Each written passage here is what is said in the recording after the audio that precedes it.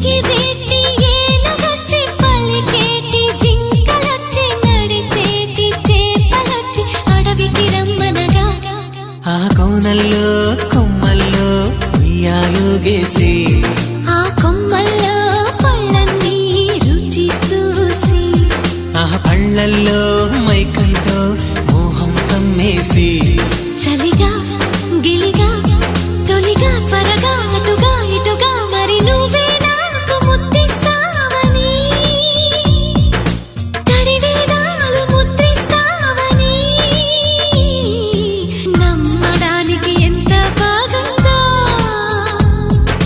నీకోసం రెక్కల గుర్రం ఎక్కి వస్తానని